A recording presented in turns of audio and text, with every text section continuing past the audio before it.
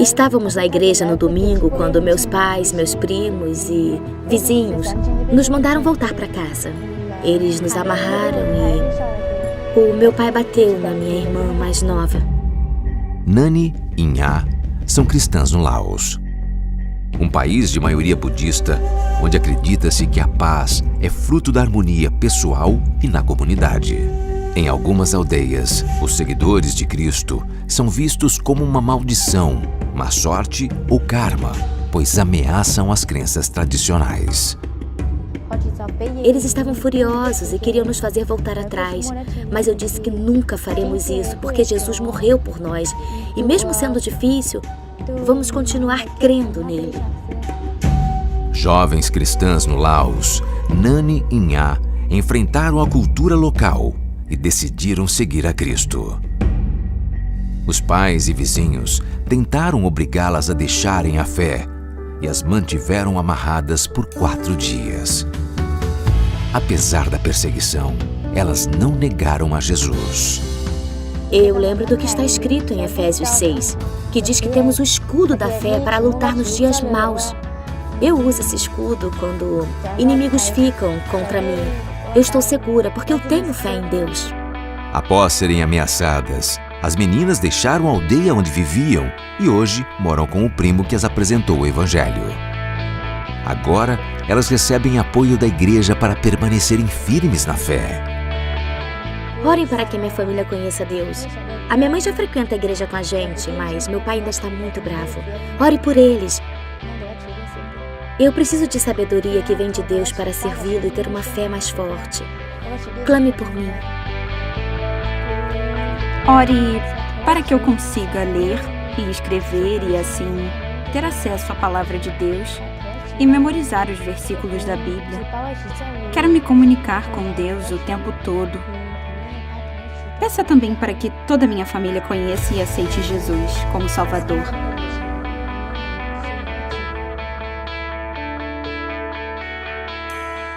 Aproxime-se mais.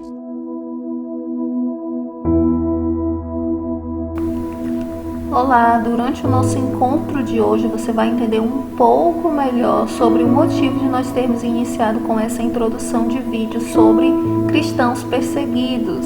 Na verdade, eu já posso adiantar que no nosso capítulo nós vamos ver sobre como Jesus sofreu essa perseguição dentro do seu ministério e encontrar forças nele para compreender que nós também podemos passar por perseguições. Mas vamos ao nosso capítulo e no final a gente conversa mais um pouquinho sobre isso. Por enquanto, eu quero te pedir que fique com os objetivos da nossa lição enquanto você for estudando, tá? E os objetivos são reconhecer que a identidade e o ensino de Cristo são contra o sistema do mundo, compadecer-se daqueles que são perseguidos por causa de Cristo e viver o Evangelho de Cristo a qualquer custo, preparando-se para falar dele em toda circunstância.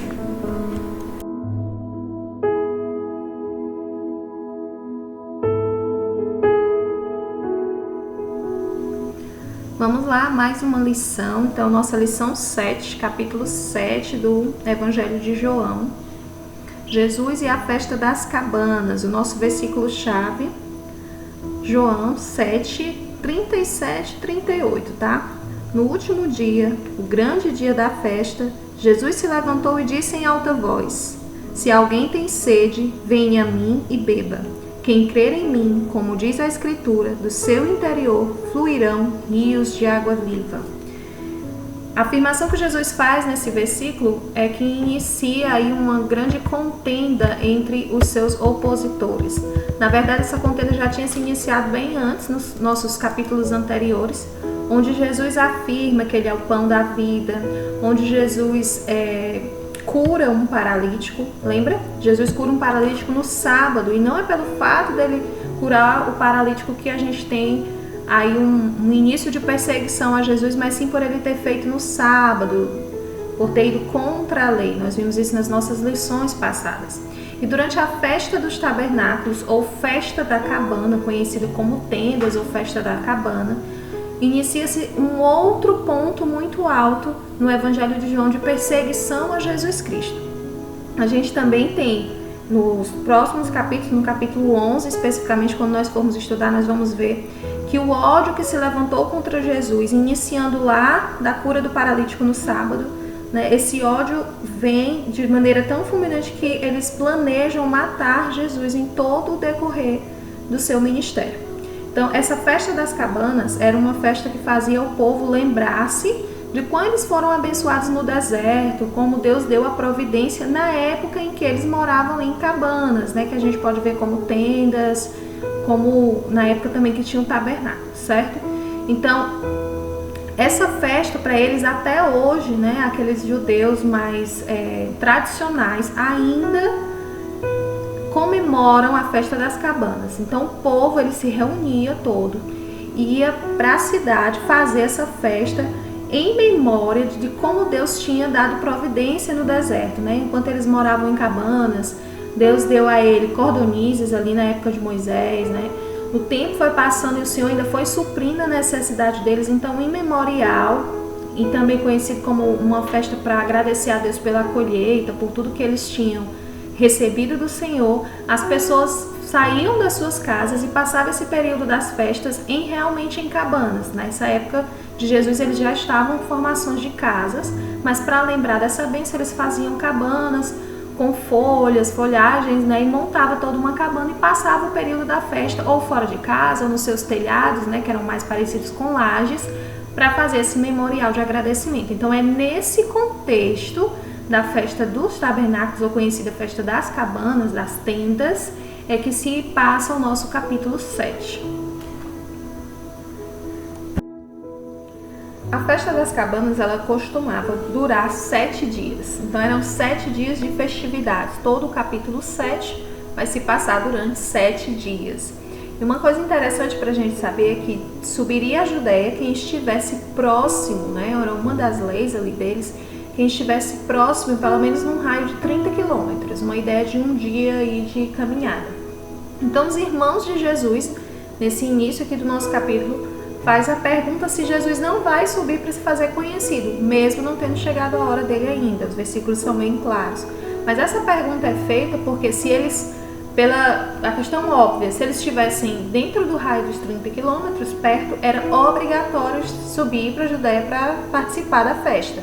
Estando longe, era opcional.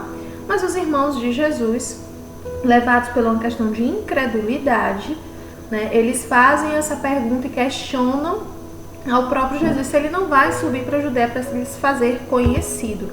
E aí a gente vê que a incredulidade ela produz discórdia, inicia-se uma discórdia na família. Ponto interessante também porque a gente costuma esquecer que Maria teve outros filhos e Jesus teve seus irmãos. Esses irmãos, inclusive, geraram essa discórdia dentro da família através da incredulidade deles. E a incredulidade, ela alimenta a oposição. Então, depois desse momento em que Jesus manda eles subirem sozinhos, isso eu estou partindo aqui do pressuposto que você leu esses primeiros versículos, né, do 1 ao 13, a nossa primeira parte, que é o início da festa e a questão da perseguição. Então, você lê aí, se não leu, para o vídeo, vai ler, tá?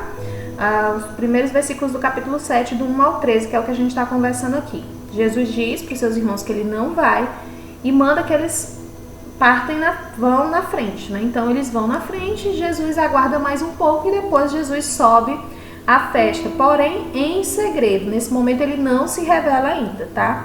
É importante dizer que a entrada pública, que é aquela entrada que a gente conhece com os ramos, né? Em Jerusalém aconteceria somente 6 meses depois, tá? Para se fazer cumprir as escrituras, somente lá no capítulo 12, né? Que a gente vê que Jesus vai ter essa entrada com os ramos e as pessoas vão até ele dizendo Hosana, Hosana. Então essa passagem acontece depois e nesse momento Jesus sobe ainda em segredo, ele não se revela. Então ele sobe para Jerusalém e os religiosos e os perseguidores ainda estavam perguntando por ele, né? Onde está ele? A gente vê aí voltar aquele assunto sobre Jesus ter curado um paralítico no sábado. Então ele teria infringido a lei e eles continuavam, era uma desculpa, né? Continuava essa perseguição. Aí mesmo no início da festa eles estavam aguardando a oportunidade, já que todos estavam subindo, para encontrar Jesus durante a festa dos tabernáculos, a festa das cabanas, tá?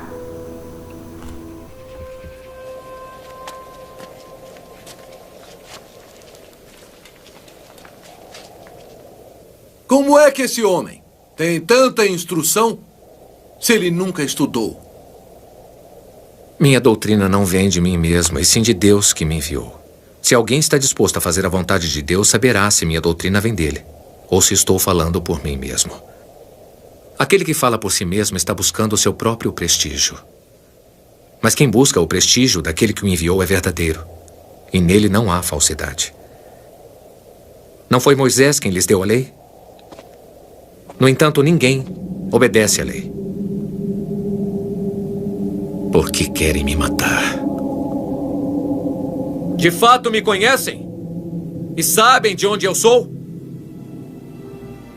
Eu não vim aqui por mim mesmo. Quem me enviou, entretanto, é verdadeiro.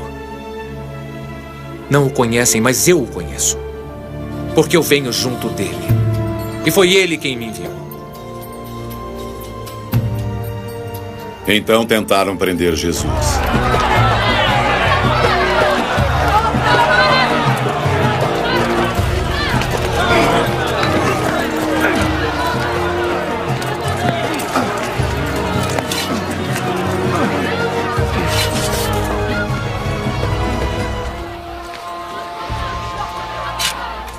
Mas ninguém encostou a mão nele, porque sua hora ainda não tinha chegado.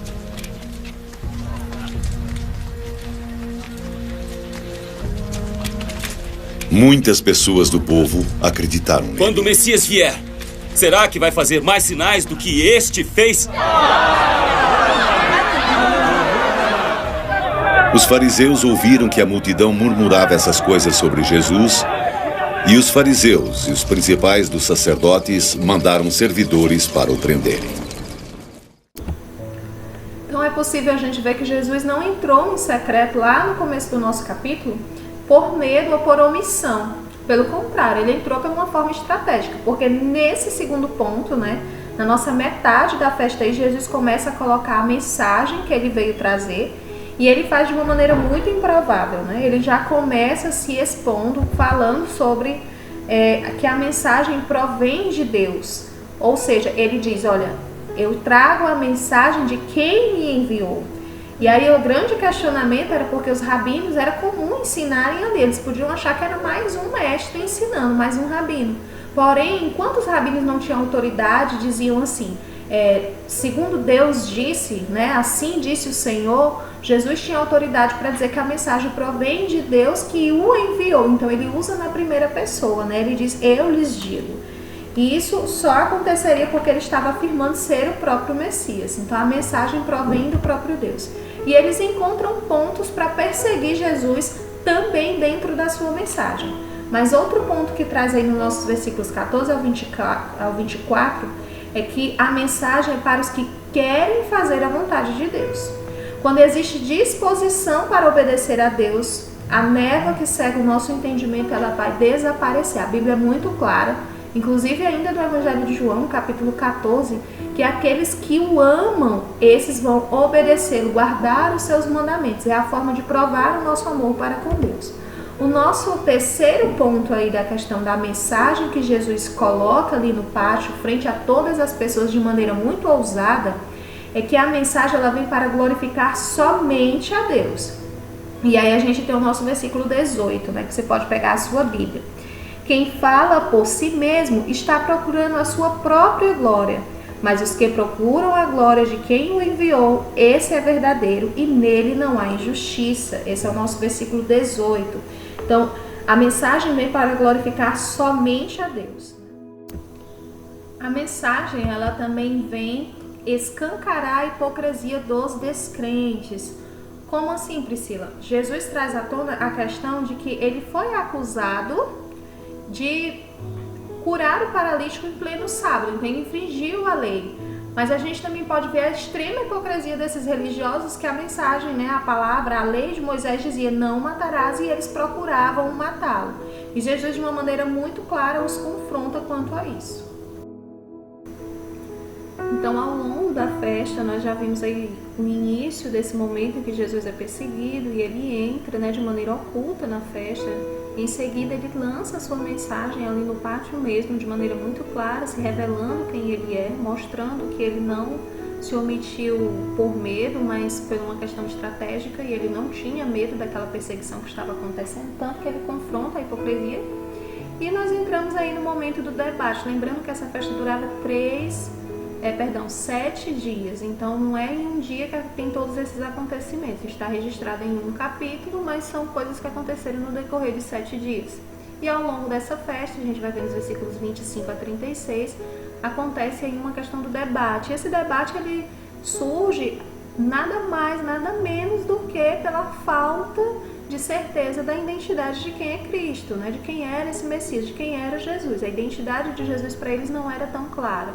Tanto que eles ficam, né, se questionando. Alguns dizem que ele era um homem bom, outros dizem que ele era um enganador, outros diziam até mesmo que ele estava possesso em demônio, e tinha aqueles que diziam que ele era o próprio Messias. Mas ninguém tinha ali a certeza, entre eles ficava esse embate, porque eles mesmos em comunidade não compreendiam e tinha muita crendice ao redor de quem era esse Cristo, né? Inclusive, é o nosso primeiro ponto, a questão da crendice ali é que atrapalhava. O que é crendice, Priscila? É um senso comum, uma crença sem fundamentação que vai passando de boca a boca e aí as pessoas acabam acreditando. E a crendice que acontecia nesse momento era o fato de que eles diziam que não tinha como saber de onde o Messias vinha. Mas, de fato, a palavra já dizia em Malaquias que ele viria de Belém. Então, eles tinham aí a orientação de onde viria o Messias, mas eles, por não conhecer, lembra a identidade de Jesus de fato, né? Por só conhecer por uma questão religiosa, eles não tinham essa noção e viviam debaixo de uma crendice. Eles também criam que o Messias viria como um rei. Lembra que a gente já falou sobre isso, né? Era difícil para eles aceitar Jesus, um homem que não estudou. Ele até é confrontado, olha como é que você sabe essas coisas se você não estudou, um homem simples. Se eles aguardavam um rei como Davi, né, eles aguardavam um libertador daquela opressão que eles viviam ali naquele momento do Império Romano. Lembra que a gente já falou sobre isso, eles viviam em profunda opressão. Então Cristo para eles devia ser assim um grande guerreiro, né, alguém que viesse libertar o povo. E eles vinham dessa crendice, então era difícil, baseado nas próprias crenças deles, das visões humanas, compreender Jesus como Salvador prometido. Tem a questão da coação também, dos versículos 28 a 30, que Jesus, ele mesmo diz, vocês dizem que me conhecem, né? Ele afirma até talvez com um tom aí, uma questão de ironia, porque eles conhecem uma perspectiva terrena, mas eles nada sabiam sobre Jesus como ele sendo a manifestação do Deus vivo. Isso se confirma no versículo 29, né? Então logo eles tentaram prender Jesus, porém mais uma vez não o puderam fazer, pois não estava no tempo dele, não havia chegado o tempo dele ainda, né? A gente tem o terceiro ponto, que é a questão da condescendência. Tudo isso acontece aí em meio a esse debate, né? Ao longo da festa surge esse debate. O que é condescendência, Priscila? É uma conduta que não segue as exigências do dever, né? Ou seja, os religiosos ali, eles ficavam cada vez mais irritados quando via o povo conversando, o quão maravilhoso era aquele ensinamento de Jesus. Eles se incomodavam com a questão da conversão do outro, né? Eles ficavam ali chateados em perceber que o povo estava dando ouvidos àquele homem, que para eles não era o Messias, ao invés de estar olhando para eles, os religiosos. E a gente tem a questão da convenção. O que é convenção? É um acordo, né? É um acordo sobre um determinado assunto. Então aí a gente tem os pontos da questão da crendice, a gente tem um ponto da questão da coação que aconteceu ali, Jesus rebateu de maneira muito forte. A gente tem a questão da condescendência e tem a questão da convenção, que eles convencionavam sobre eles de quem era esse Messias, né? Jesus, ele reafirmou lá nos versículos 33 até o 36 que o tempo dele na terra ainda não tinha chegado, mas que era um tempo breve. Mas era impossível deles compreenderem essa orientação, porque era uma orientação acerca do Espírito Santo, né? Acerca de quem não tem o Espírito Santo é incapaz de entender coisas espirituais. Segundo Coríntios é muito claro pra gente, né? Então o homem natural é incapaz de compreender as coisas espirituais.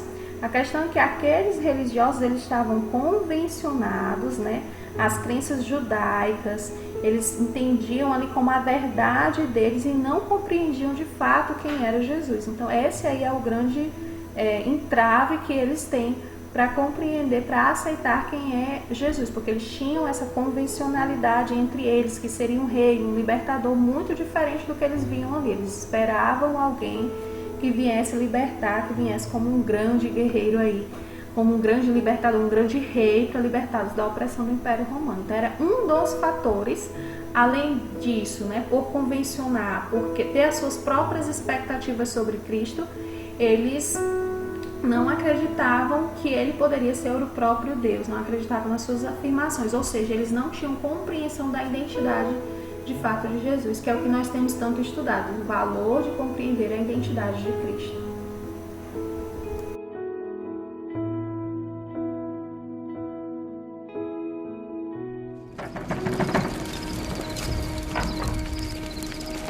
Ainda vou ficar aqui, mais um pouco de tempo.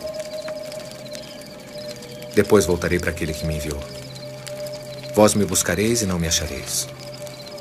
Onde estou, não podeis vir. Para onde irá que não o acharemos? Irá para a Grécia e ensinará os gregos? Ele disse que iríamos buscá-lo, mas não o encontraríamos. E que onde estiver, não poderemos ir. O que quis dizer?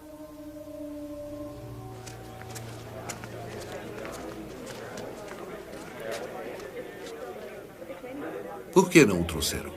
Nunca alguém falou assim como este homem. Também ele enganou vocês. Você já conheceu algum dos principais ou algum dos fariseus que acredita neste homem? Mas esta multidão não sabe a lei de Moisés.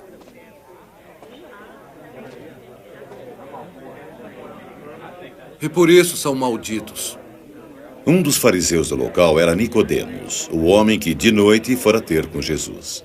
De acordo com a nossa lei, um homem não pode ser condenado sem primeiro ser ouvido e ter-se conhecimento do que ele faz. És tu também da Galileia?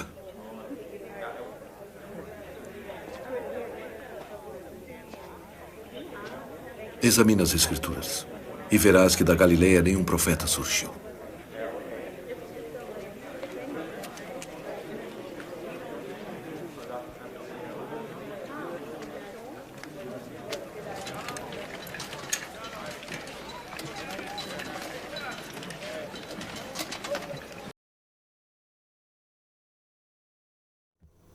Depois disso tudo, é possível ver a questão no final da festa, né, as reações, depois de Jesus trazer a mensagem, depois desse momento de debate, depois deles tentarem aí prender a Jesus e não conseguirem, porque não era chegado o seu tempo, é possível a gente observar as reações. Isso está nos versículos 37 até o 53, o nosso último ponto da nossa lição de hoje.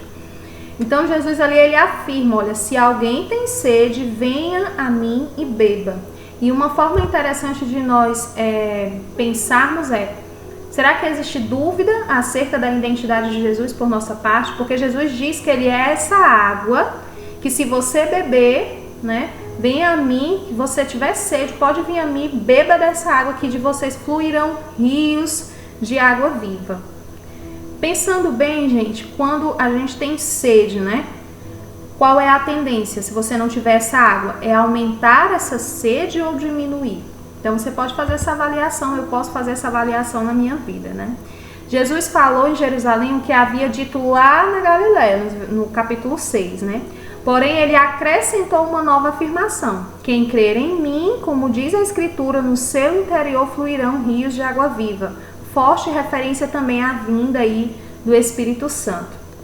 Nessas reações nós também temos algumas pessoas que acabam sendo simpatizantes de Jesus e dizem, olha, ele é verdadeiramente profeta. Muitos, né, se aproximam de Jesus como verdadeiros simpatizantes.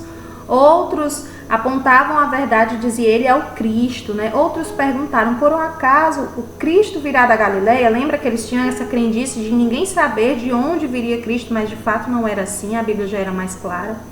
Então houve uma grande cisma entre as pessoas de quem era esse Jesus. E aí é o ponto importante de você saber quem é esse Jesus. Tudo isso que nós temos conversado, e João traz de uma maneira muito forte a questão da identidade de Cristo.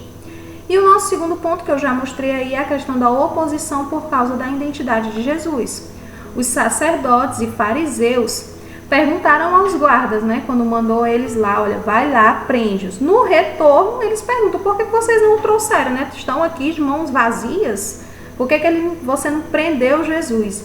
Então, a resposta, ela é muito reveladora da identidade de Jesus. Ó, jamais alguém falou como este homem. A simpatia dos guardas ao evangelho irritou ali os opositores de Jesus, nessa oposição, porque eles estavam reconhecendo quem era Jesus, essa identidade dele de mestre, e isso irritava cada vez mais os religiosos. E ao tempo que isso passava, esse ódio ia aumentando. O que a gente pode ver durante todo o nosso capítulo é uma questão de perseguição ao ministério de Jesus. Uma tentativa de, inclusive lá na frente, no capítulo 11, uma tentativa de matá-lo, né? A ideia é realmente matar Jesus, tamanho ódio ele gerava ali pela sua mensagem, né? Pelo seu confrontamento, pela sua forma diferente de vida.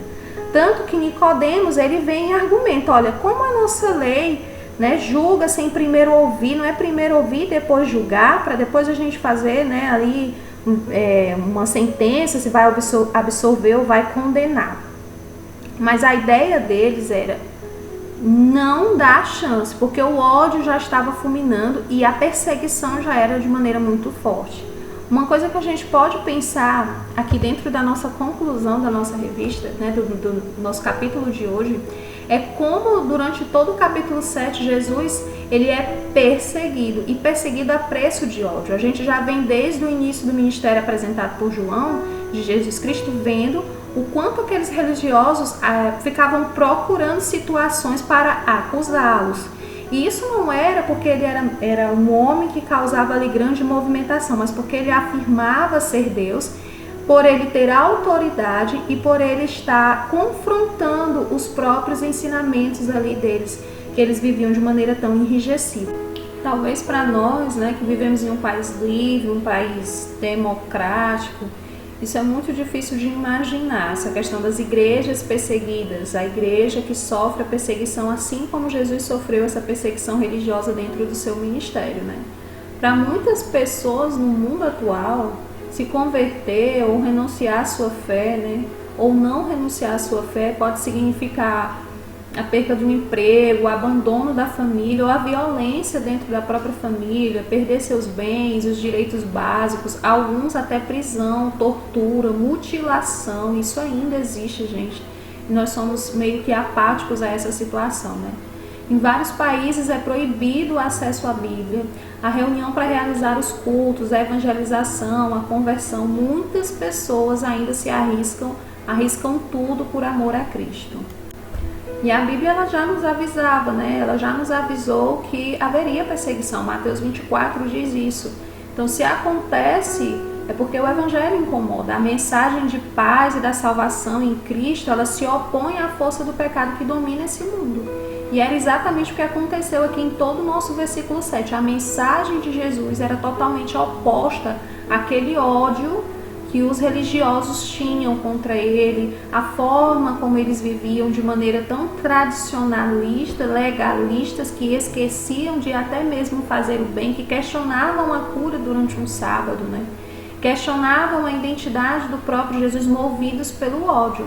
Então, essa mensagem de paz, de salvação em Cristo Jesus, que nós trazemos hoje em dia, ela ainda tem uma força muito grande em oposição. As pessoas se opõem a essa mensagem porque ela é uma mensagem que confronta o pecado. Então as pessoas não querem confrontar os seus pecados. Na verdade, o sistema não quer ser confrontado, né? E uma dica, gente, dá para nós contribuirmos de alguma forma. Ore pelos cristãos perseguidos, né? Orem pelos perseguidores também. Procure informações, apoie ministérios, Ministério Portas Abertas. Você pode entrar no site Portas Abertas, vai ter muita informação e formas de apoiar até mesmo financeiramente. Mas o principal, nunca se envergonhe de ser cristão. a conclusão da nossa lição, né? A festa das cabanas, ela nos serve de ponto de referência para nós observarmos a oposição contra Cristo, mas o principal e o mais importante é nós termos consciência de que o plano de Deus, ele sempre vai se cumprir no tempo e na forma certa, mesmo que exista oposição.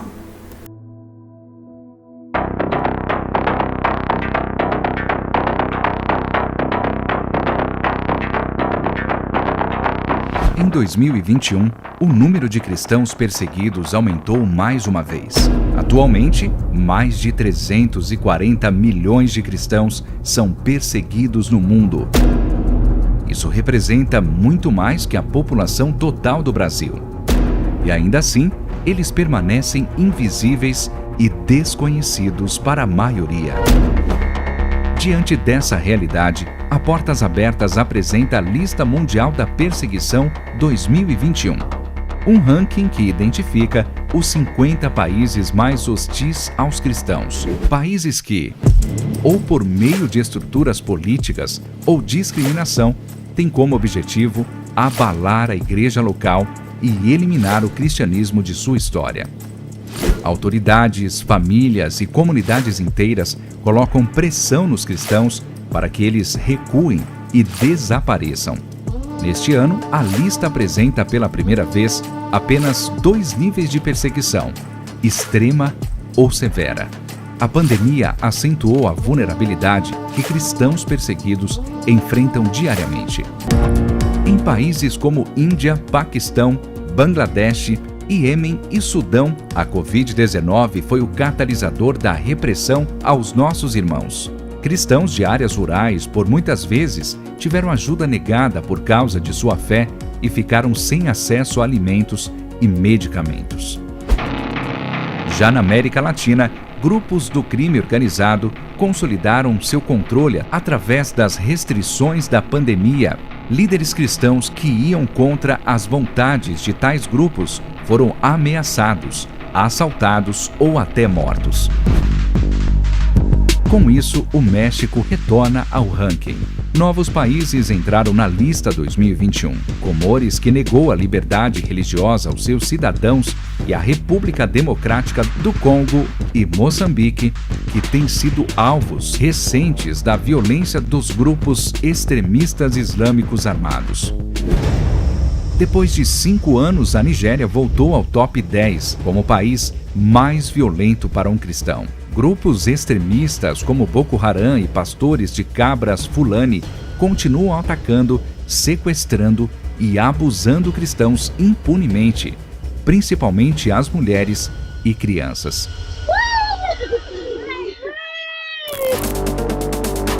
Já na China, o monitoramento e vigilância provém do Estado. O Partido Comunista tem cada vez mais colocado restrições para inibir a liberdade religiosa no país, o que coloca a China de volta nos top 20, depois de quase uma década. A Coreia permanece número 1 no ranking por 20 anos consecutivos. Com o aumento do doutrinamento de crianças e adolescentes, pais continuam com medo de revelar a fé aos filhos. Se descobertos, podem ser enviados para campos de trabalho forçado ou até mesmo mortos, juntamente com sua família. Existem muitos outros países nessa lista e para eles a perseguição não para. Mas a luz de Cristo brilha entre os seus e o Evangelho também. Ainda que a pressão seja cada vez mais forte, nossos irmãos desafiam as leis e o perigo diário para andar com Jesus. Convocamos a Igreja de Cristo no Brasil a abrir os olhos, conhecer e apoiar os seus irmãos perseguidos ao redor do mundo. Abra os olhos à realidade da perseguição.